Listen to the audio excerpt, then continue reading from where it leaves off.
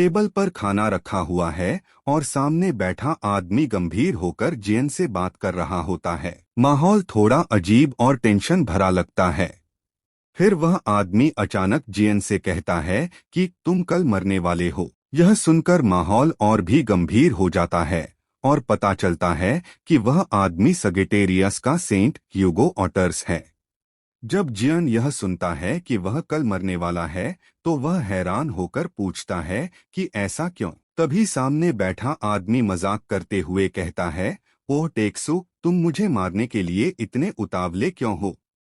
फिर हमें एक अजीब सा आदमी दिखाया जाता है जो चिकन खाते हुए हंस रहा होता है। वह मजाक में कहता है, कहीं ऐसा तो नहीं कि मैं हर बार 2 चिकन लेग खा लेता हूँ इसलिए। और यही पता चलता है कि यह आदमी कोई आम इंसान नहीं बल्कि 13 एथ अवेकेंड वन लीजियन है। इसके बाद जेन उसे ठीक करते हुए कहता है कि उसका नाम टेक्सु नहीं बल्कि ह्यूगो ऑटर्स है। दोनों टेबल पर बैठे होते हैं और जेन आराम से चिकन खाते हुए हंस रहा होता है, जबकि सामने वाला आदमी थोड़ा परेशान दिखाई देता है।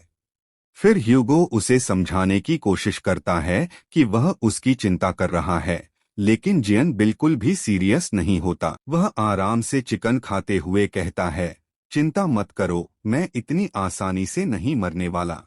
इसके बाद जियन आत्मविश्वास से कहता है कि उसने जितनी कैलमिटीज को मारा है उतना तो बाकी सभी 12 सेंट्स मिलकर भी नहीं कर पाए। यह कहते हुए वह आराम से चिकन खाता रहता है और ह्यूगो को देखकर मुस्कुराते हुए पूछता है, अब भी तुम्हें लगता है कि मैं मर जाऊंगा। यह सुनकर ह्यूगो कुछ देर चुप हो जाता है। उसके चेहरे से साफ दिखता है कि वह अभी भी काफी चिंतित है और जियन की बातों पर सोच में पड़ जाता है। यहाँ हमें टावर ऑफ डीमंस दिखाया जाता है, जहाँ सबसे खतरनाक कैलामिटी रहती है जो पूरी मानवता को खत्म कर सकती है। यह जगह इतनी खतरनाक है कि यहाँ जाने की हिम्मत बहुत कम लोग कर पाते हैं। इसके बाद बताया जाता है कि यह सब 20वीं सदी के आखिरी दिन से शुरू हुआ था, जब अचानक कैलमिटीज दुनिया में प्रकट हो गईं और अपनी जबरदस्त ताकत से पूरी मानवता को घेर लिया। अब पूरी दुनिया उनके खतरे में आ चुकी थी।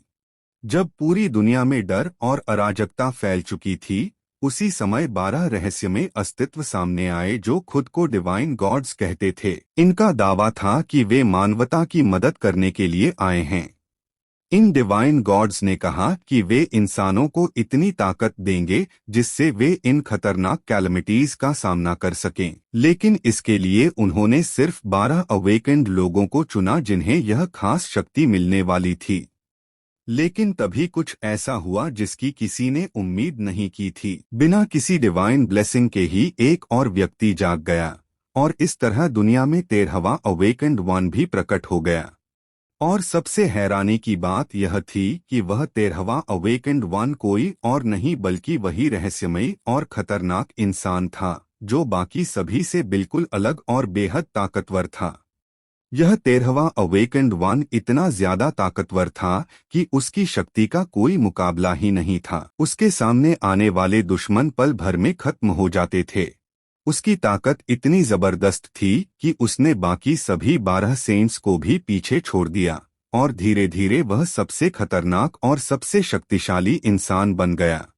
यह वही इंसान था जो अकेले ही खतरनाक राक्षसों और आपदाओं को खत्म कर देता था। उसकी ताकत इतनी जबरदस्त थी कि बड़े बड़े मॉन्स्टर्स भी उसके सामने टिक नहीं पाते थे। और आखिर में पता चलता है कि यह ताकतवर इंसान कोई और नहीं बल्कि MC लीजियन है, जिसे दुनिया का सबसे महान और सबसे खतरनाक अवेकेंड माना जाता है। यहाँ टेक्सु लीजियन को धन्यवाद देता है और कहता है कि उसकी वजह से वे लोग एक बार फिर टावर ऑफ डीमंस को जीतने में कामयाब हो पाए। लेकिन लीजियन मजाक में कहता है कि धन्यवाद की जरूरत नहीं है, बस उसे 5 साल तक फ्री फ्राइड चिकन मिलता रहे। यह सुनकर टेक्सु भी हैरान हो जाता है और पूछता है कि क्या उसे रोज रोज फ्राइड चिकन खाकर थकान नहीं होती। यहाँ लीजियन गुस्से में टेक्सु से कहता है कि उसे बार बार उसका नाम गलत नहीं बुलाना चाहिए। वह कहता है कि उसका नाम और टेक्सु नहीं बल्कि ह्यूगो ऑटर्स है, लेकिन टेक्सु फिर भी मजाक में उसे ठीक से नहीं बोल पाता। इसके बाद वे लोग बात करते हैं कि अगर इस बार वे क्रिम्सन आई नाम की खतरनाक कैलामिटी को हरा देते हैं तो उन्हें बहुत बड़ा इनाम मिलेगा। इसलिए वे लोग मिशन शुरू करने से पहले ही इनाम की डील करने की बात करने लगते हैं। यहाँ ली जियन मजाक में कहता है कि इस बार इनाम के तौर पर उसे हवाई के साथ स्टार होटल में 10 साल का पास चाहिए। यह सुनकर बाकी लोग हैरान रह जाते हैं क्योंकि उसकी मांग काफी बड़ी और अजीब है। इसके बाद ली जियन गंभीर होकर कहता है कि अगर क्रिम्सन आई को नहीं रोका गया तो कई देश भारी नुकसान झेल सकते हैं और उनकी हालत लगभग बैंकक्रप्ट होने जैसी हो जाएगी। इसलिए इस कैलामिटी को हराना बेहद जरूरी है। यहाँ वह आदमी ली जियन से कहता है कि अगर वह उनके साथ कोई डील करना चाहता है तो उसके पास बहुत ज्यादा पैसा होना चाहिए। वह ताना मारते हुए कहता है कि इतने पैसे से ली जियन अपने घायल चेहरे और शरीर को भी ठीक करवा सकता है।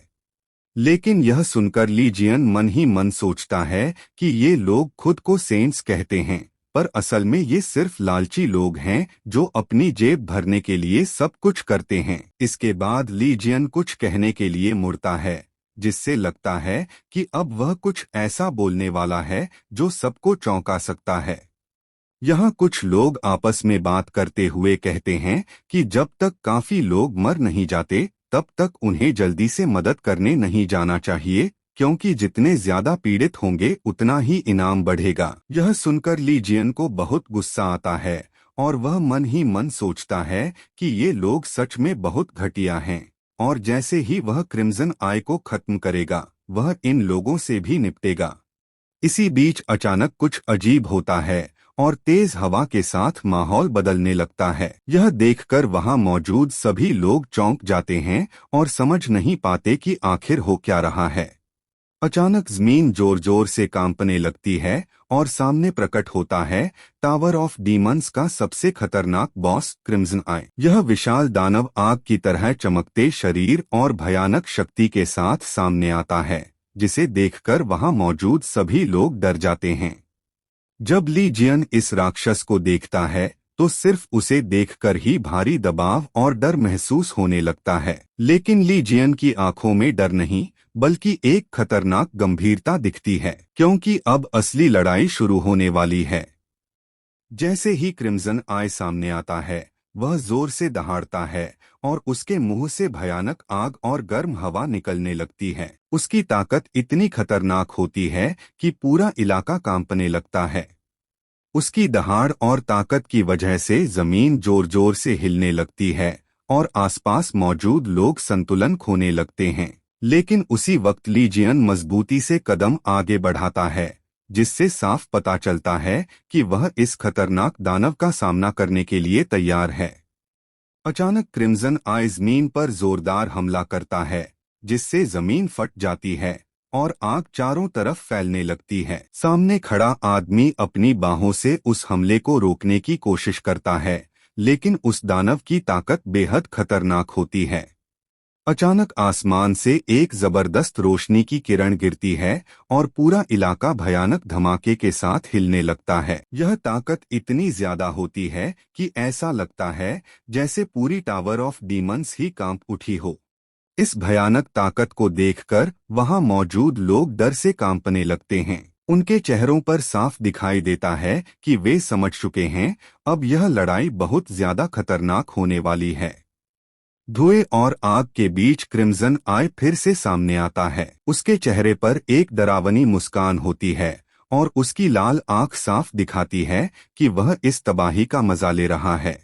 यह भयानक नजारा देखकर वहां मौजूद लोग डर के मारे चिल्लाने लगते हैं रंग। इसके बाद सब अपनी जान बचाने के लिए तेजी से भागने लगते हैं, क्योंकि उन्हें समझ आ जाता है कि इस राक्षस के सामने रुकना मौत को बुलाने जैसा है। लोग डर के मारे कहने लगते हैं कि आखिर हम इस राक्षस से कैसे लड़ सकते हैं। तभी एमसी सबको तुरंत वहां से भागने के लिए कहता है, क्योंकि वह जानता है कि अभी उनके लिए बचना ही सबसे जरूरी है। फिर वह तिरस्कार से कहता है कि जो लोग खुद को सेंट्स कहते हैं वे असल में बेवकूफ हैं। इसके बाद एमसी धीरे धीरे आगे बढ़ता है और अपने मन में सोचता है कि आखिर में क्रिम्सन आई को हराने वाला इंसान वही होगा। उसकी आंखों में अब एक खतरनाक आत्मविश्वास दिखाई देता है, जिससे साफ पता चलता है कि वह इस दानव का सामना करने के लिए तैयार है। इसके बाद ली जियन आत्मविश्वास से कहता है कि आखिर में क्रिम्सन आई को हराने वाला कोई और नहीं बल्कि वही होगा। जैसे ही वह यह कहता है, वह तेजी से आगे बढ़ता है और जोरदार ताकत के साथ जमीन पर कदम मारता है, जिससे जोरदार धमाका हो जाता है। इसके बाद ली जियन बिजली की तेजी से हवा में छलांग लगाकर सीधे क्रिम्सन आई पर हमला कर देता है। और दोस्तों, इस जबरदस्त फाइट सीन को देखकर आपको किस मूवी की फाइट याद आ रही है, मुझे कमेंट में जरूर बताना। इसके बाद ली जियन बिजली जैसी स्पीड से लगातार वार करने लगता है। उसकी तलवार इतनी तेजी से चलती है कि दुश्मन को संभलने का मौका ही नहीं मिलता और हर तरफ सिर्फ उसके स्लैश अटैक्स दिखाई देने लगते हैं। फिर ली जियन पूरी ताकत के साथ कहता है, आई मस्ट स्लाइस, और उसके बाद वह और भी खतरनाक हमला करने की तैयारी करता है, जिससे साफ पता चलता है कि अब यह लड़ाई और भी ज्यादा जबरदस्त होने वाली है। लेकिन तभी सामने एक खतरनाक सच्चाई सामने आती है। यह जगह असल में एक स्पेशल ट्रैप होती है, जहां लगातार नई नई कैलमिटीज यानी राक्षस बुलाए जाते रहते हैं। देखते ही देखते ली जियन के सामने राक्षसों की पूरी सेना खड़ी हो जाती है। चारों तरफ से राक्षस उसे घेर लेते हैं और जोर जोर से ग्राउल करने लगते हैं। अब ली जियन बिल्कुल अकेला है, लेकिन फिर भी वह बिना डरे उन सभी राक्षसों का सामना करने के लिए खड़ा रहता है। चारों तरफ इतने सारे राक्षसों को देखकर भी ली जियन बिल्कुल नहीं डरता। वह गहरी सांस लेते हुए कहता है, with just this much did you think I would die, यानी सिर्फ इतने से क्या तुमने सच में सोचा कि मैं मर जाऊंगा।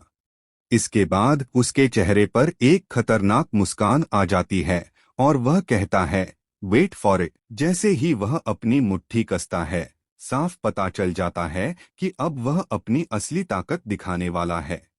इसके बाद ली जियन अपनी आंखों में खतरनाक इरादे के साथ कहता है, I will survive and rip apart those bastards who dared cross me, यानी वह हर हाल में जिंदा रहेगा और जिन लोगों ने उसके साथ धोखा किया है उनसे बदला लेकर ही रहेगा।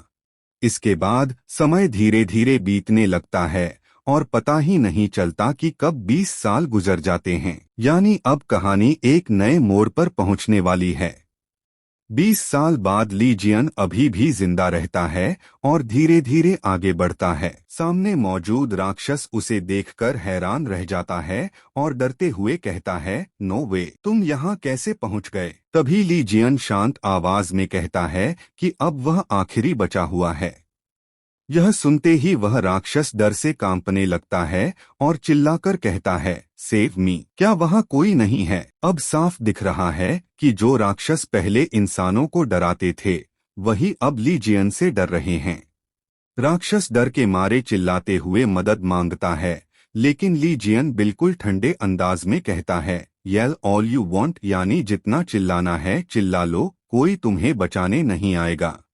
और अगले ही पल ली जियन उस राक्षस को एक ही वार में खत्म कर देता है। चारों तरफ खून फैल जाता है और लड़ाई वहीं खत्म हो जाती है। उसके बाद वह आराम से सांस लेते हुए खड़ा रहता है, जैसे उसके लिए यह सब बिल्कुल सामान्य हो। इसके बाद सीन अचानक बदल जाता है और हमें बाहर की दुनिया दिखाई देती है। शहर पूरी तरह तबाह हो चुका होता है, बड़ी बड़ी इमारतें टूट चुकी हैं और हर तरफ सिर्फ मलबा ही मलबा दिखाई देता है। लोग अपनी जान बचाने के लिए घबराकर भाग रहे होते हैं और चिल्ला रहे होते हैं, रन फास्टर, क्योंकि आसपास कुछ बहुत खतरनाक हो रहा होता है और हर कोई बस किसी तरह बचकर निकलना चाहता है।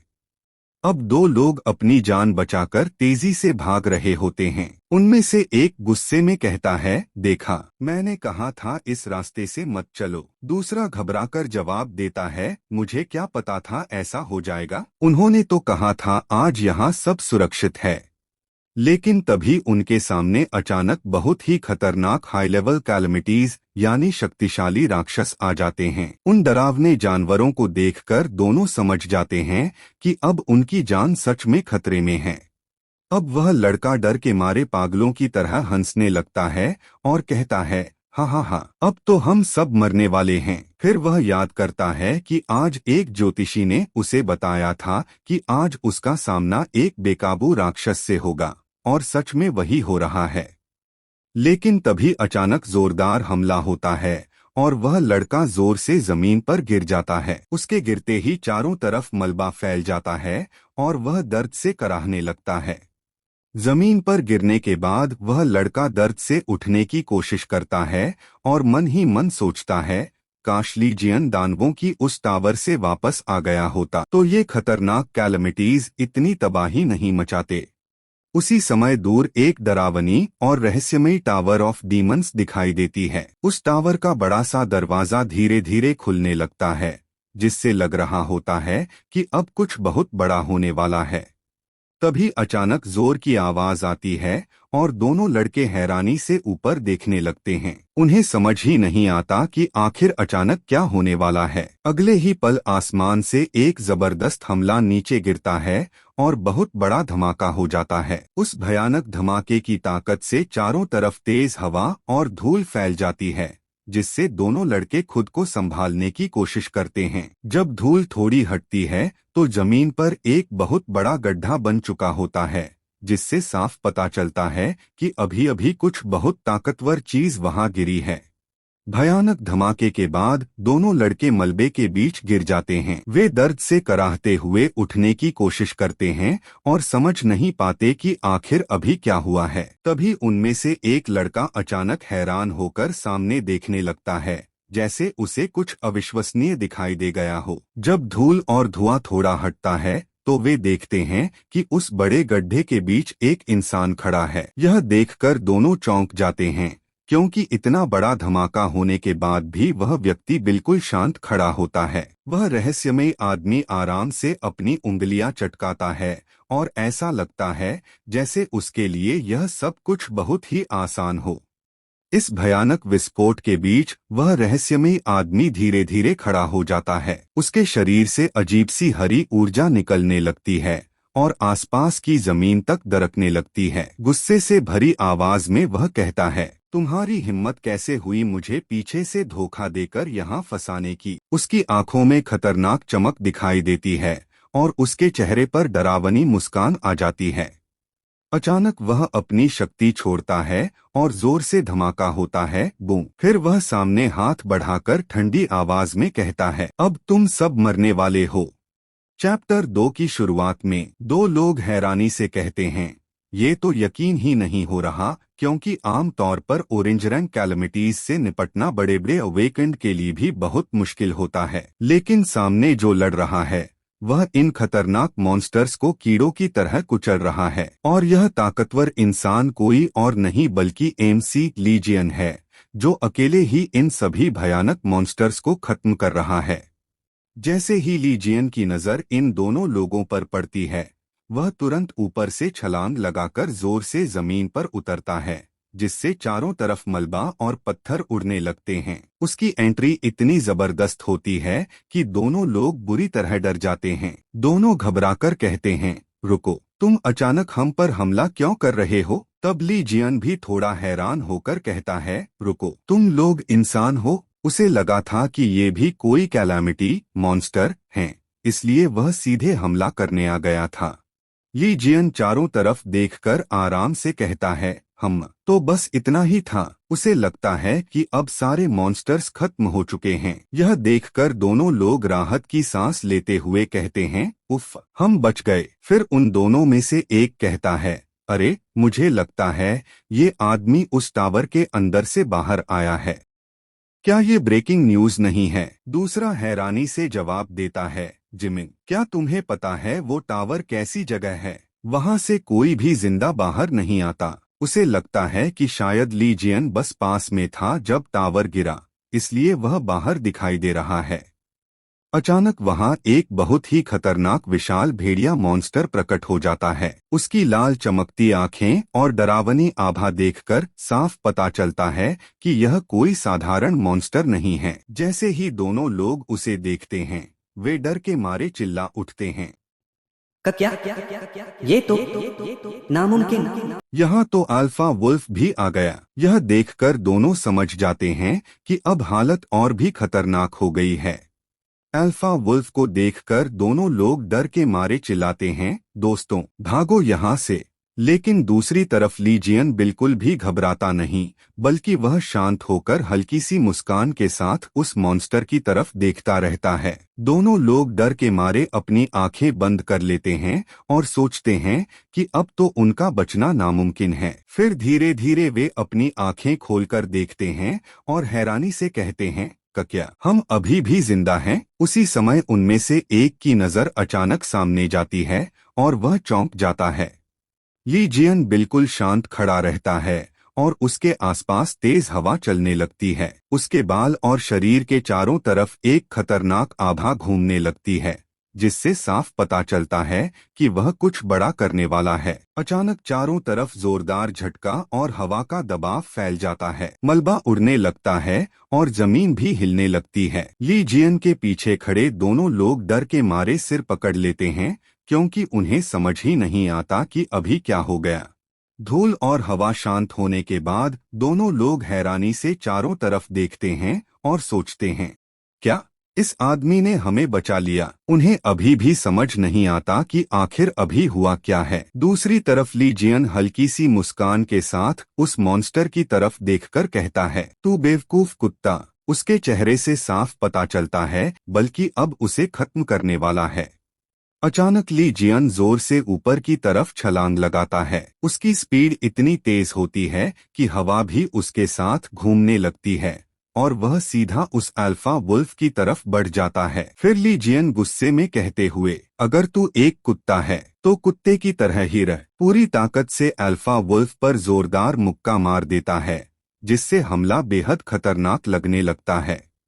लीजियन का हमला इतना ताकतवर होता है कि उसका मुक्का सीधे अल्फा वुल्फ पर जोर से लगता है। टक्कर इतनी खतरनाक होती है कि चारों तरफ जोरदार झटका फैल जाता है और जमीन भी टूटने लगती है। अगले ही पल अल्फा वुल्फ दूर जाकर जोर से जमीन पर गिरता है। पूरा इलाका मलबे और धूल से भर जाता है और वह विशाल मॉन्स्टर वहीं बुरी तरह गिरकर खत्म हो जाता है, जबकि लीजियन आराम से खड़ा उसे देख रहा होता है।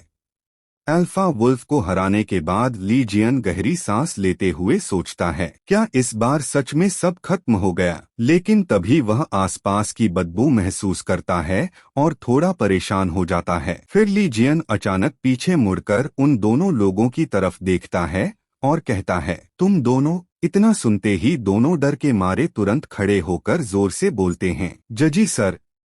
लीजियन की आंखों में अचानक खतरनाक हरी चमक दिखाई देने लगती है और वह धीरे से कहता है, अब उसे देखकर ऐसा लगता है जैसे वह कोई गंभीर बात कहने वाला है। यह सुनकर दोनों लोग डर के मारे कांपने लगते हैं और सोचते हैं, अब क्या होगा। लेकिन तभी लीजियन अचानक मुस्कुराते हुए कहता है, मुझे कुछ खाने के लिए खरीद कर दो। यह सुनकर दोनों लोग पूरी तरह हैरान रह जाते हैं। लीजियन थोड़ा सोचते हुए उन दोनों की तरफ देखता है, फिर हल्की हंसी के साथ कहता है, ओह, और कपड़े भी दिला देना। यह सुनकर दोनों लोग बस चुपचाप खड़े रह जाते हैं, क्योंकि उन्हें समझ नहीं आता कि क्या बोलें। कुछ समय बाद वे लोग लीजियन को खाने के लिए ले जाते हैं, लेकिन वह इतना ज्यादा खा लेता है कि पूरा बिल बहुत बड़ा हो जाता है। दोनों हैरान होकर चिल्लाते हैं, क्या तुमने अकेले ही इतना सारा खाना खा लिया? जबकि लीजियन आराम से पेट पकड़कर बैठा होता है और कहता है, मैंने ये सब तुम्हारे लिए थोड़ी किया था। लीजियन मजे से खाते हुए कहता है, तुमने ही तो कहा था कि मेरी वजह से तुम बच गए हो, इसलिए जो चाहूं वो खरीद दोगे। फिर वह हंसते हुए जोड़ता है, और हाँ, डेजर्ट में थोड़ा रेमन भी जोड़ देना। यह सुनकर दोनों लोग गुस्से में चिल्ला पड़ते हैं, अरे ओए। कुछ देर बाद उनमें से एक लड़का पूछता है, वैसे तुम करते क्या हो? कोई सेंट हो या शायद किसी सेंट के लीडर? फिर वह आगे पूछता है, और तुम टावर के पास क्या कर रहे थे? अब दोनों को लीजियन की असली पहचान जानने की जिज्ञासा होने लगती है। लीजियन आराम से खाते हुए जवाब देता है, मैं तो टावर के अंदर था और जब बाहर आया तो वहीं था। यह सुनकर दोनों लोग हैरान हो जाते हैं और चौंक कर बोलते हैं, क्या टावर के अंदर फिर ली जियन कहता है, वैसे उससे भी ज्यादा जरूरी मुझे तुमसे एक सवाल पूछना है। ली जियन उस लड़के को ध्यान से देखते हुए कहता है, तुम हो कौन? देखने में तो बिल्कुल एक आम इंसान लगते हो। फिर वह थोड़ा गंभीर होकर पूछता है, लेकिन फिर भी मुझे तुमसे जादुई ताकत क्यों महसूस हो रही है?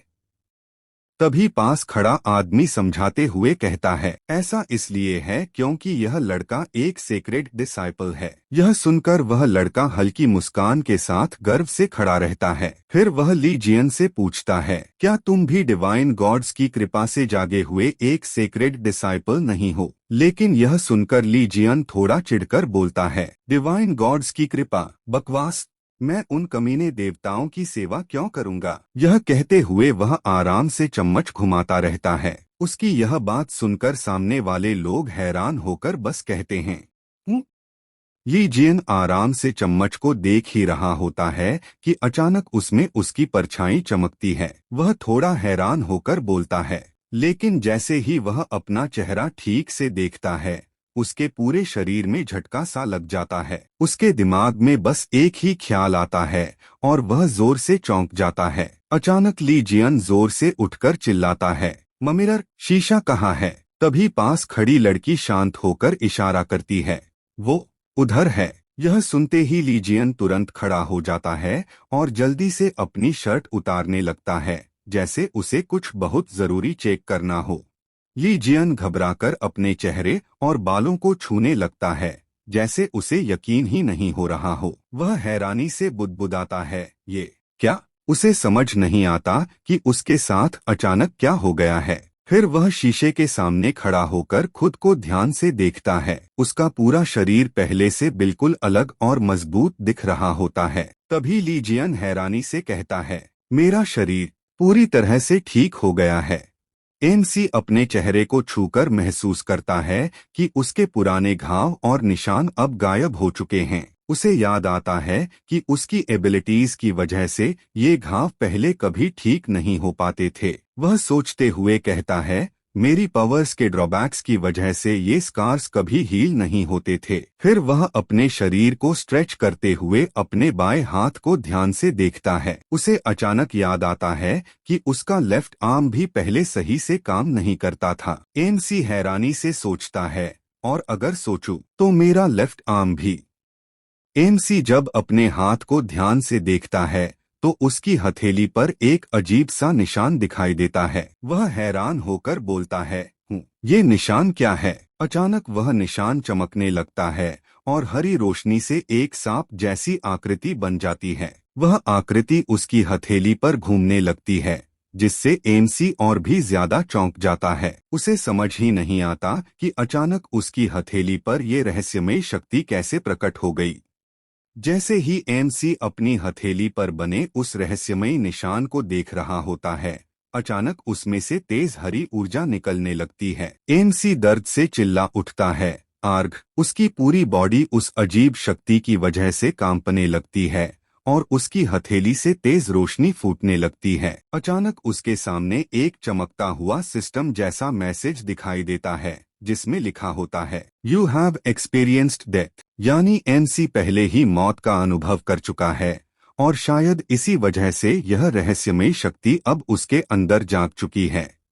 तभी उस चमकते सिस्टम मैसेज में आगे लिखा आता है, तुम्हारी यूनिक स्किल्स और ट्रेट्स अब इनहेरिट होकर इवॉल्व हो चुकी हैं। अब तुम सरपेंट सॉवरेन की शक्ति इस्तेमाल कर सकते हो। इतना पढ़ते ही एमसी के चारों तरफ जबरदस्त हरी ऊर्जा फैलने लगती है और उसके पीछे एक विशाल सर्प की आकृति दिखाई देने लगती है। ऐसा लगता है जैसे कोई खतरनाक शक्ति उसके अंदर जाग चुकी हो। लेकिन इतनी जबरदस्त ताकत को सहना एमसी के लिए आसान नहीं होता। उसकी आंखों के सामने सब धुंधला होने लगता है और वह थककर धीरे धीरे अपनी आंखें बंद कर देता है। आखिरकार वह बेहोश होकर जमीन पर गिर जाता है। अचानक एमसी के सामने एक विशाल सर्प की आंख खुलती है। उसकी लाल चमकती आंखें सीधे एमसी को घूर रही होती हैं। एमसी को ऐसा महसूस होता है जैसे वह किसी और ही दुनिया में आ गया हो, जहां उसके सामने खड़ा यह विशाल सर्प किसी प्राचीन और भयानक शक्ति का प्रतीक है। अगले ही पल वह विशाल सर्प पूरी तरह सामने आ जाता है और एमसी के बिल्कुल करीब आकर रुक जाता है। दोनों एक दूसरे को घूर रहे होते हैं, मानो यह सर्प ही वही सरपेंट सॉवरेन हो जिसकी शक्ति अब एमसी को मिलने वाली है और इसी पल से एमसी की किस्मत पूरी तरह बदलने वाली होती है। एमसी अभी भी उस रहस्यमयी जगह में खड़ा होता है जहां चारों तरफ हरी ऊर्जा घूम रही होती है। उसके सामने वही विशाल सर्प मौजूद होता है। एमसी थोड़ा घबराया हुआ होता है, लेकिन फिर भी धीरे धीरे अपना हाथ आगे बढ़ाने लगता है, मानो वह उस शक्ति को स्वीकार करने वाला हो। जैसे ही एमसी अपना हाथ उस सर्प के माथे पर रखता है, अचानक क्रैक और स्नैप की आवाजें आने लगती हैं। तुरंत ही सर्प की शक्ति एमसी के शरीर में ट्रांसफर होने लगती है और चारों तरफ की ऊर्जा और भी ज्यादा तेजी से घूमने लगती है। ऐसा लगता है जैसे इस पल एमसी को सरपेंट सॉवरेन की असली ताकत मिल रही हो। जैसे ही एमसी का हाथ उस विशाल सर्प को छूता है, अचानक थंप की तेज आवाज गूंजती है। उसी पल सर्प के शरीर से एक तेज हरी रोशनी निकलती है और सीधा एमसी के शरीर में जाने लगती है। ऐसा लगता है जैसे दोनों के बीच कोई रहस्यमय बंधन बन रहा हो और एमसी का शरीर उस अपार शक्ति को सहने की कोशिश कर रहा होता है। अगले ही पल चारों तरफ जबरदस्त ऊर्जा फूट पड़ती है और हर तरफ ब्लेस ब्लेस की चमकदार रोशनी फैल जाती है। सर्प की सारी ताकत अब एमसी के अंदर समाने लगती है, जिससे पूरा स्पेस मानो जलती हुई ऊर्जा से भर जाता है। यही वह पल होता है जब एमसी धीरे धीरे उस असीमित शक्ति का नया मालिक बनने लगता है। अचानक एमसी की आंखें खुलती हैं। वह घबराकर सांस लेने लगता है और समझ नहीं पाता कि अभी उसके साथ क्या हुआ। तभी उसके दोस्त उसके पास आते हैं और पूछते हैं, हे, आर यू ओके? एमसी अभी भी शॉक में होता है और धीरे धीरे संभलने की कोशिश करता है। एमसी घबराकर अपने दोस्तों से पूछता है कि क्या उन्होंने कोई बहुत बड़ा सांप देखा था, लेकिन उसका दोस्त कहता है कि उसे कोई सांप नहीं दिखा। वह बताता है कि एमसी अचानक कपड़े उतारकर आईने की तरफ भाग गया और चिल्लाने लगा। एमसी अपनी हथेली पर बने अजीब निशान को देखकर सोचता है कि शायद सांप सच में सिर्फ उसी ने देखा था। उसके दोस्त भी उसे अजीब नजरों से देखने लगते हैं। तभी अचानक एक सिस्टम मैसेज आता है, you have become the owner of ऑफ्यूकस। यानी अब एमसी को एक नई और खतरनाक शक्ति मिल चुकी है। अचानक एमसी के सामने कई सिस्टम विंडो खुल जाती हैं और उसमें लिखा आता है कि लीजियन अब सरपेंट कॉन्स्टेलेशन का 13वां गॉड बन चुका है। एमसी हैरान होकर सोचता है कि क्या उसके शरीर में हो रहे बदलाव अल्ट्रा रिजनरेशन स्किल की वजह से हैं, क्योंकि उसने पहले कभी ऐसा कुछ नहीं देखा था। एमसी महसूस करता है कि अब उसे किसी भी डिवाइन गॉड की प्रेजेंस महसूस नहीं हो रही है। फिर वह सोचता है कि कम से कम उसका शरीर पूरी तरह ठीक हो गया, जो उसके लिए बुरी बात नहीं है। एमसी तय करता है कि अब उसे उन सेंट्स को ढूंढना है जिन्होंने उसे धोखा दिया था और पीठ पीछे वार किया था। यह सोचकर वह खतरनाक तरीके से मुस्कुराने लगता है और कहता है कि अब वह उन सबको खत्म करेगा। कुछ समय बाद खबर फैलती है कि टावर ऑफ डीमंस, जिसे अब तक एक अजय किला माना जाता था, अचानक पूरी तरह ढह चुका है। लोग इस घटना को देखकर हैरान रह जाते हैं, क्योंकि यह जगह इतनी खतरनाक और मजबूत थी कि कोई भी इसे नष्ट करने की कल्पना भी नहीं कर सकता था। आसपास खड़े लोग आपस में चर्चा करते हैं कि इस घटना के बाद पूरी दुनिया में हड़कंप मचने वाला है, क्योंकि यह टावर दुनिया के लिए बहुत महत्वपूर्ण था। फिर कुछ लोग बात करते हुए कहते हैं कि टावर ऑफ डीमंस असल में लीजियन से जुड़ी एक प्रतीकात्मक जगह थी, इसलिए वे अंदाजा लगाते हैं कि शायद यह काम लीजियन के छुपे हुए फॉलोअर्स ने किया हो। लेकिन कुछ लोग यह भी सोचते हैं कि हो सकता है यह काम उन सेक्रेड डिसाइपल्स ने किया हो जो लीजियन से नफरत करते हैं। इस तरह इस घटना को लेकर हर जगह अलग अलग थ्योरीज और शक फैलने लगते हैं। लोग बात करते हुए कहते हैं कि अगर यह काम सेक्रेड डिसाइपल्स का नहीं है तो फिर आखिर यह किसने किया। वे आसपास पड़े खतरनाक कैलमिटीज, भयानक राक्षसों को देखकर और भी हैरान हो जाते हैं। वे बताते हैं कि इन कैलमिटीज को मारना तो हाई रैंकिंग सेक्रेड डिसाइपल्स के लिए भी बहुत मुश्किल होता है। इसलिए सब सोचने लगते हैं कि आखिर किसने इतना ताकतवर होकर इन राक्षसों को हराया और टावर ऑफ डीमंस को नष्ट कर दिया। इन सब घटनाओं को देखकर एक आदमी घबराते हुए कहता है कि अगर इतना ताकतवर काम हुआ है तो क्या लीजियन सच में जिंदा हो सकता है और वापस लौट आया है। लेकिन दूसरा आदमी तुरंत जवाब देता है कि अभी इसके बारे में पक्का कुछ नहीं कहा जा सकता। फिलहाल सबके पास बस एक ही रास्ता है, इंतजार करना और देखना कि आगे क्या होता है। इसी बीच यह खबर पूरी दुनिया में फैल जाती है और मीडिया भी एक्टिव हो जाता है। रिपोर्टर और पत्रकार एक प्रेस कॉन्फ्रेंस में इकट्ठा होकर सवाल पूछने लगते हैं। क्या टावर ऑफ डीमंस के गिरने के पीछे कोई खास वजह है? और सबसे बड़ा सवाल यह है कि क्या लीजियन सच में जिंदा हो सकता है? इसके बाद मंच पर एरीज सेंट यांग WEI खड़ा दिखाई देता है। वह इस पूरे मामले पर बयान देने के लिए आया है, जबकि आसपास उसके सिक्योरिटी गार्ड भी खड़े हैं। अब पूरी दुनिया की नज़र इसी पर है कि यांग WEI इस घटना के बारे में क्या सच बताएगा। जब पत्रकार लीजियन के जिंदा होने की संभावना के बारे में सवाल पूछते हैं तो एरीज सेंट यांग WEI थोड़ी देर सोचता है और ठंडे अंदाज में कहता है कि इस बारे में उसके पास कोई कमेंट नहीं है। यह सुनकर सभी पत्रकार हैरान हो जाते हैं और उसे रोकने की कोशिश करते हुए पूछते हैं कि इसका क्या मतलब है। लेकिन यांग WEI बिना कुछ और बोले वहां से निकल जाता है और थोड़ी देर बाद उसकी कार तेजी से वहां से चली जाती है, जबकि पीछे लोग अब भी इस रहस्यमयी जवाब पर चर्चा कर रहे होते हैं।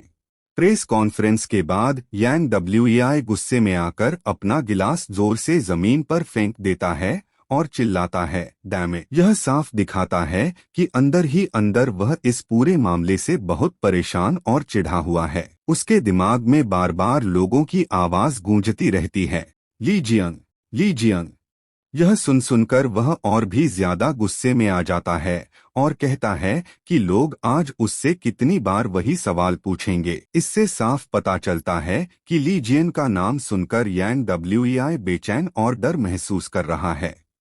दूसरी यार्न यांग WEI अपने मन में सोचता है कि क्या सच में लीजियन अभी भी जिंदा हो सकता है। उसे याद आता है कि लीजियन को जिस टावर ऑफ डीमंस में फंसाया गया था वहां उसने पूरे 20 साल बिताए थे। इतना खतरनाक और मौत से भरा टावर देखकर यांग WEI के मन में शक उठता है कि वहां से जिंदा बचना लगभग नामुमकिन था। यांग WEI खुद को समझाते हुए कहता है कि यह बिल्कुल भी संभव नहीं है, क्योंकि उस टावर के अंदर दसियों हजार जादुई राक्षस मैजिकल बीस्ट्स मौजूद थे और वे सभी बेहद खतरनाक ब्लैक रैंक के थे। इतने भयानक राक्षसों के बीच कोई इंसान इतने साल जिंदा रह ही नहीं सकता। इसलिए वह खुद को यकीन दिलाने की कोशिश करता है कि लीजियन का वापस आना असंभव है।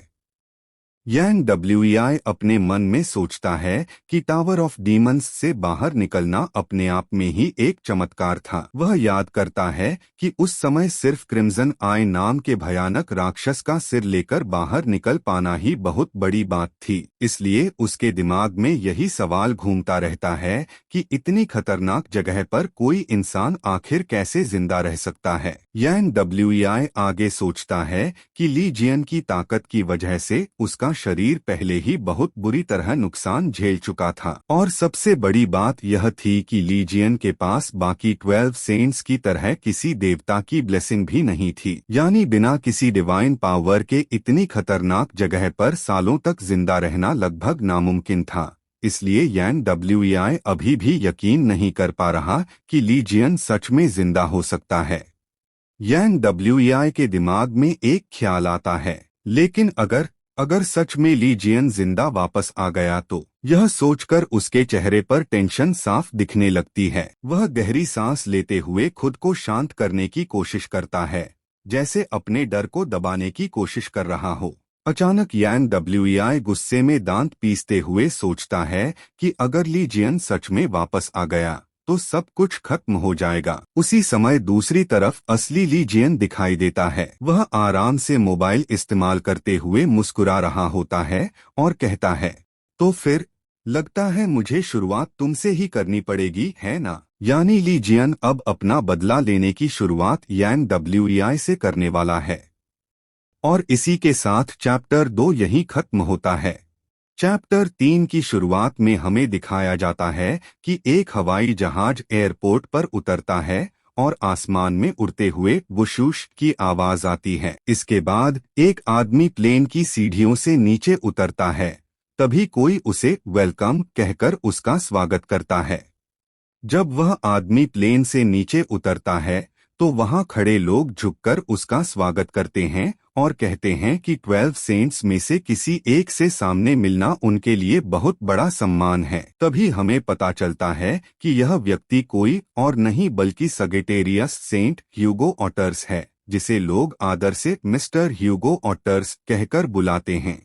इसके बाद ह्यूगो ऑटर्स उनसे पूछता है कि प्रेसिडेंट कहाँ है। तब वहां खड़े लोग उसे बताते हैं कि प्रेसिडेंट ऑफिशियल रेजिडेंस पर उनका इंतजार कर रहे हैं और कार भी तैयार खड़ी है। यह सुनकर ह्यूगो ऑटर्स कहता है, वेरी वेल, लेट्स गो, और फिर वह आगे बढ़ जाता है, जबकि बाकी लोग झुककर उसे सम्मान के साथ विदा करते हैं। जब ह्यूगो ऑटर्स आगे बढ़ता है तो वहां खड़े लोग उसकी जबरदस्त प्रेजेंस महसूस करते हैं और हैरान होकर कहते हैं, वो यह कैसी ताकतवर प्रेजेंस है। उसे देखते हुए उनमें से एक व्यक्ति कहता है कि अब समझ आया कि एक असली चोजन वन कैसा होता है।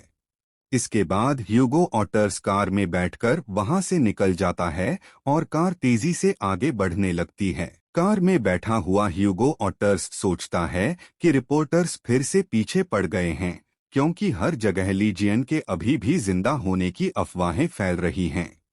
तभी ह्यूगो ऑटर्स का फोन बजने लगता है, लेकिन वह गुस्से में कहता है कि 20 साल हो चुके हैं और झुंझलाकर फोन को साइड में पटक देता है। इसके बाद कार के अंदर कुछ देर के लिए पूरी तरह सन्नाटा छा जाता है और ह्यूगो ऑटर्स खामोशी से बाहर की तरफ देखने लगता है।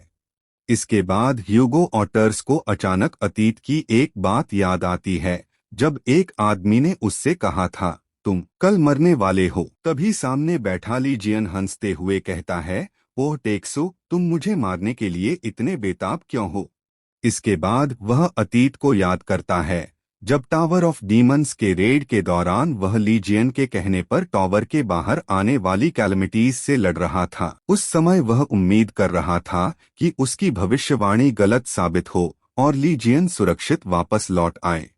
तभी वह अचानक चौंक जाता है और घबराकर पूछता है, क्या जियन के साथ क्या हुआ? इसके बाद पता चलता है कि जो सेंट्स लीजियन के साथ गए थे उन्होंने ही उसे वहीं छोड़ दिया और वापस आते समय सिर्फ क्रिम्सन आई का सिर लेकर लौटे। इसके बाद अपनी इस कामयाबी के लिए उन्हें दुनिया भर में पहचान मिलने लगी और मुझे समेत 12 सेंट्स को हीरो कहा जाने लगा। साथ ही हमें अपार शक्ति भी मिल गई। लेकिन फिर भी मैं लीजियन की मौत को स्वीकार नहीं कर पाया, इसलिए मैं बार बार सबसे कहता रहा कि हमें उसे ढूंढने जाना चाहिए। लेकिन तभी सामने खड़ा आदमी कहता है, यह नामुमकिन है ह्यूगो ऑटर्स, और तब पता चलता है कि वह कैंसर सेंट जीन लुइस मोरिन है। इसके बाद वह कहता है कि तुम अच्छी तरह जानते हो कि उस टावर से कितनी भयानक कैलमिटीज बाहर आई थीं, इसलिए यह सोचना कि लीजियन अभी भी जिंदा है पूरी तरह बकवास है।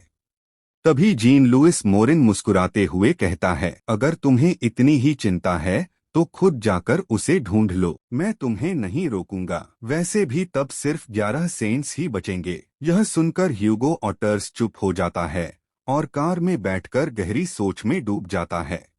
कार में बैठे बैठे ह्यूगो सोचता है कि चाहे जियन कितना भी ताकतवर क्यों न हो, उसका जिंदा बचना लगभग नामुमकिन है और अब तो बहुत देर भी हो चुकी है। लेकिन फिर भी वह खिड़की से बाहर देखते हुए धीरे से जियन कहता है, मानो उसे अब भी उम्मीद हो कि वह कहीं न कहीं जिंदा है।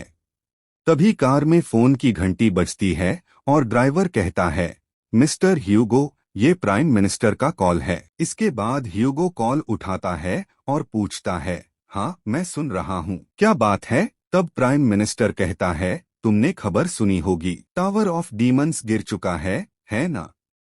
यह सुनकर ह्यूगो थककर सांस लेता है और कहता है, उफ। फिर वही बात, फिर वह प्राइम मिनिस्टर से कहता है, माफ कीजिए प्राइम मिनिस्टर, अगर आप मुझसे जियन को ढूंढने के लिए कह रहे हैं तो मुझे मना करना पड़ेगा। इसके बाद ह्यूगो ठंडे स्वर में कहता है, जियन उसी दिन टावर ऑफ डीमंस में मर गया था और जो भी यह घटना हुई है वह शायद जियन के फॉलोअर्स का काम होगा।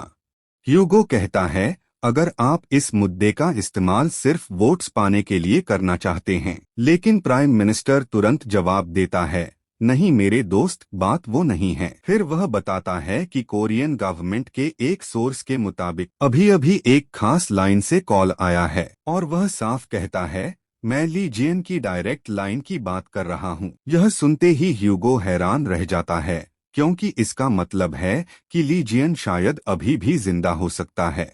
यह सुनते ही ह्यूगो पूरी तरह चौंक जाता है और सीट पकड़कर जोर से चिल्लाता है, क्या यह सच है? इसके बाद वह तुरंत घबराकर ड्राइवर से चिल्लाते हुए कहता है, गाड़ी रोको, और ड्राइवर घबराकर जवाब देता है, जजी सर। इसके बाद ह्यूगो घबराकर सोचने लगता है, तो क्या यह सच में वही हो सकता है? और वह कहता है कि अभी कुछ समय से उसे लगातार अजीब अजीब कॉल्स भी आ रहे थे। तभी अचानक एक डरावनी आवाज गूंजती है, मैं तुम्हें ढूंढ लूंगा और फिर तुम्हें मार दूंगा। यह सुनकर ह्यूगो डर के मारे जमीन पर बैठ जाता है, जबकि वह आवाज अंत में कहती है, गुड लक। उस आवाज को सुनकर ह्यूगो घबराकर सोचता है, यह आवाज क्या सच में तुम हो, जियन? इसके बाद वह तुरंत चिल्लाकर ड्राइवर से कहता है, गाड़ी घुमाओ, हम वापस एयरपोर्ट जा रहे हैं। ड्राइवर पूछता है, सर इंग्लैंड वाले काम का क्या? लेकिन ह्यूगो गुस्से में कहता है, मुझे फर्क नहीं पड़ता, अभी तुरंत एयरपोर्ट चलो। दूसरी तरफ फोन पर एक आदमी मुस्कुराते हुए कहता है, ओह टेक्सो, तुम तो काफी बड़े हो गए हो। और फिर वह हंसते हुए बोलता है, तुम मेरे कॉल्स को इग्नोर कर रहे हो। तभी उसके साथ बैठे दोस्त उससे पूछते हैं, भाई तुम किससे बात कर रहे थे? लेकिन वह कैजुअली जवाब देता है, अरे कुछ नहीं, कुछ भी नहीं। यहाँ ली जियन अपने हाथ में फोन देखते हुए मुस्कुराता है और कहता है, तो इसे स्मार्टफोन कहते हैं। फिर वह दिलचस्पी से बोलता है, यह तो सच में काफी मजेदार चीज है। इसके बाद ली जियन अपने दोस्तों को बताता है कि वह 2005 में टावर गया था और अब 2025 हो चुका है, इसलिए दुनिया काफी बदल चुकी है। तभी उसका दोस्त हैरानी से कहता है, क्या तुम पहली बार स्मार्टफोन इस्तेमाल कर रहे हो? इससे इंटरनेट चला सकते हो और न्यूज भी पढ़ सकते हो। यह सुनकर ली जियन थोड़ा हैरान होकर पूछता है, न्यूज? फिर वह मुस्कुराते हुए कहता है, तो क्या मैं न्यूज में ली जियन के बारे में पढ़ सकता हूँ? उसका दोस्त जवाब देता है, बिल्कुल, ली जियन से जुड़ी खबरें तो अभी ट्रेंड कर रही हैं। फिर वह फोन पर टैप करते हुए दिखाता है और कहता है, अगर तुम ऐसे सर्च करोगे। इसके बाद ली जियन फोन में न्यूज देखने लगता है और तुरंत बहुत सारी खबरें सामने आ जाती हैं। उन्हें देखकर वह थोड़ा हैरान होकर बस इतना कहता है, वाह। लेकिन जैसे ही वह खबरों को ध्यान से पढ़ता है, उसका चेहरा अचानक गुस्से से भर जाता है। फिर वह गुस्से में चिल्लाकर कहता है, क्रिम्सन आई को किसने पकड़ा था? तुम सब तो बस डरपोक लोग थे जो वहां से भाग गए थे। इसके बाद ली जियन खुद को शांत करने की कोशिश करता है और मन में कहता है, शांत हो जाओ, तुम्हें तो पहले से पता था कि ऐसा ही होगा। तभी अचानक उसे कुछ याद आता है और वह हैरानी से कहता है, वसीयत? फिर वह न्यूज में अपनी वसीयत के बारे में पढ़ता है और याद करता है कि उसने कहा था, अगर मैं मर जाऊं तो मेरी सारी संपत्ति अनाथालयों और स्कॉलरशिप फाउंडेशन को दान कर दी जाए। इसके बाद वह हल्की मुस्कान के साथ सोचता है, देखते हैं क्या यह सच में ठीक से किया गया था या नहीं। यह पढ़ते ही ली जियन गुस्से से पागल हो जाता है। वह टेबल को जोर से तोड़ देता है और चिल्लाते हुए कहता है, बस अब बहुत हो गया, अब उन सब की खैर नहीं, मैं उन सब का अंत कर दूंगा, चाहे वो डिवाइन गॉड्स ही क्यों न हो। उधर उसका दोस्त यह सब देखकर डर के मारे रोने लगता है और मन में सोचता है, लगता है इसका दिमाग सच में खराब हो गया। वहीं ली जियान थोड़ी देर बाद शांत होकर गहरी सोच में पड़ जाता है और खुद से कहता है, लेकिन मैं यह सब कैसे करूँगा। फिर ली जियान सोचने लगता है कि अगर वह लोगों को बताए भी कि वह वापस आ गया है तो भी कोई उस पर विश्वास नहीं करेगा, क्योंकि अब वह बिल्कुल वैसा नहीं दिखता जैसा 20 साल पहले दिखता था। इसलिए लोग उसे सच मानने के बजाय पागल ही समझेंगे। इसके बाद वह मन में फैसला करता है कि फिलहाल उसे शांत रहना होगा। वह सोचता है, जब तक मैं एक एक करके उन सेंट्स को खत्म नहीं कर देता तब तक मुझे चुपचाप रहना होगा। उधर उसका दोस्त अभी भी डर के मारे रो रहा होता है। तभी अचानक ली जियन को एक अजीब सा एहसास होता है, जैसे कोई उसे देख रहा हो। उसी समय एक सिस्टम मैसेज आता है, caution, someone is watching you. यह देखकर वह थोड़ा हैरान हो जाता है और सोचने लगता है कि आखिर उसे कौन देख रहा है। इसके बाद ली जियन तुरंत वहां से उठकर बाहर जाने लगता है। तभी उसका दोस्त पीछे से पूछता है, हे ब्रो, तुम कहाँ जा रहे हो? जिस पर ली जियन बस मुस्कुराकर जवाब देता है, थोड़ी ताज़ी हवा लेने जा रहा हूँ। जैसे ही ली जियन बाहर आता है, अचानक आसमान में आग से बने अजीब अजीब दानव दिखाई देने लगते हैं। ये आग के भेड़ जैसे दिखने वाले जीव पूरे इलाके में उड़ते हुए घूम रहे होते हैं और उनके चारों तरफ तेज आग की लपटें भड़क रही होती हैं। उन्हें देखकर ली जियन तुरंत समझ जाता है और हैरानी से कहता है, डिवाइन मिनियंस। फिर वह सोचता है, क्या ये एरीज के भेजे हुए नौकर हैं? क्योंकि डिवाइन मिनियंस असल में डिवाइन गॉड्स के इस्तेमाल किए जाने वाले जीव होते हैं। यह देखकर ली जियन गुस्से से मुस्कुराने लगता है और कहता है, ये सेंट्स जो डिवाइन गॉड्स की चापलूसी करते फिरते हैं, आखिर ये किस हक से मेरे इलाके में ऐसे घुस रहे हैं? फिर वह अपनी उंगलियां चटकाता है और अपने अंदर की ताकत को सक्रिय करने लगता है, जैसे अब वह इनसे निपटने वाला हो। तभी अचानक कोई उसकी तरफ देखकर जोर से चिल्लाता है, अरे सच में ली जियन, ली जियन। यह सुनकर ली जियन थोड़ा हैरान हो जाता है और सोचता है, उसे समझ नहीं आता कि आखिर उसे पहचानने वाला कौन है। इसके बाद ली जियन सड़क पर चलते हुए सोचता है कि हर जगह लोग उसी के बारे में बात कर रहे हैं। वह मन ही मन कहता है, हर कोई बस उसी के बारे में बातें कर रहा है, कितना शोर मचा रखा है। उसी समय पास से गुजर रहे लोग भी आपस में बात करते हुए कहते हैं, हाँ बिल्कुल, वह तो पूरी खबरों में छाया हुआ था। यह सब सुनकर ली जियन चुपचाप चलता रहता है और कुछ नहीं कहता। उसी समय पास में खड़े कुछ लोग आपस में बात करते हुए कहते हैं, मुझे समझ नहीं आता कि लोग किसी ऐसे इंसान की परवाह क्यों करते हैं जो अब खत्म हो चुका है। दूसरा व्यक्ति हंसते हुए जवाब देता है, हाँ सही कहा है ना। यानी वे लोग ली जियन का मजाक उड़ा रहे होते हैं। तभी अचानक उनमें से एक लड़का घबराकर कहता है, वो लोग, ये तो जेमिनी कॉन्स्टेलेशन के लोग हैं। यह सुनते ही वह हैरान होकर सांस रोक लेता है, क्योंकि जेमिनी कॉन्स्टेलेशन के लोग काफी ताकतवर माने जाते हैं। यह देखकर लड़का घबराकर जल्दी से अपने दोस्त को आवाज देता है और कहता है, ब्रो जल्दी अंदर आ जाओ, अगर तुम उन लोगों से लड़ाई में पड़ गए तो बहुत बड़ी मुसीबत हो जाएगी। वह साफ साफ डर गया होता है, क्योंकि उसे पता है कि सामने वाले लोग कितने खतरनाक हैं। लेकिन तभी सामने खड़ा आदमी गुस्से से उनकी तरफ देखकर कहता है, क्या घूर रहे हो, यहाँ से दफा हो जाओ। यह सुनकर लड़का और भी ज्यादा डर जाता है और रोने जैसी हालत में सोचता है, हम तो गए, अब तो हमारी खैर नहीं। इसके बाद वह आदमी आराम से सिगरेट का कश लेता है। तभी ली जियन उसके बिल्कुल पास आकर खड़ा हो जाता है। दोनों आमने सामने खड़े होते हैं और माहौल अचानक बहुत टेंशन से भर जाता है। फिर ली जियन उसे ठंडी नजर से देखते हुए कहता है, क्यों, कोई दिक्कत है? उसकी आवाज में बिल्कुल भी डर नहीं होता। यह सुनकर वह आदमी घमंड में जवाब देता है, अगर इतना गुस्सा है तो मार के दिखा, बेवकूफ। यानी वह ली जियन को उकसाने की कोशिश कर रहा होता है।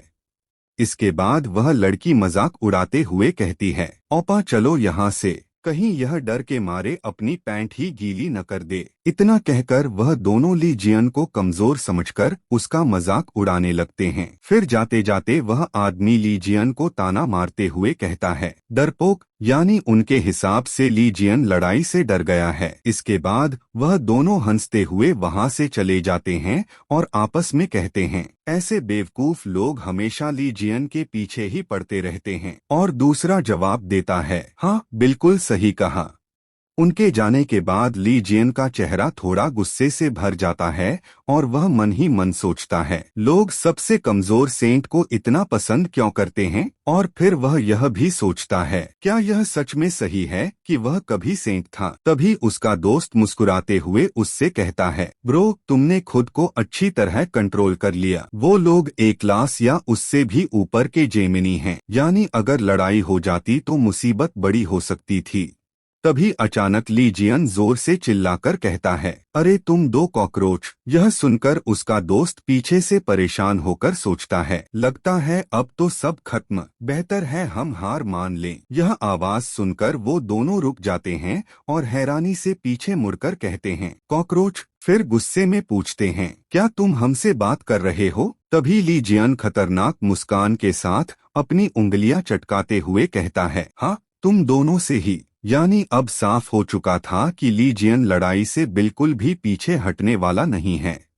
तो दोस्तों इसी के साथ इस मानहवा का चैप्टर 3 यहीं खत्म होता है। अगर आपको वीडियो पसंद आई हो तो वीडियो को लाइक जरूर करना और चैनल को सब्सक्राइब करना मत भूलना। इस वीडियो का लाइक एम रखते हैं 100 लाइक्स। अगर 100 लाइक्स पूरे हो जाते हैं तो अगली वीडियो में मैं चैप्टर 4 से लेकर चैप्टर 10 तक का पूरा एक्सप्लेन्ड लेकर आऊंगा। तो जल्दी से लाइक करो और सब्सक्राइब करो।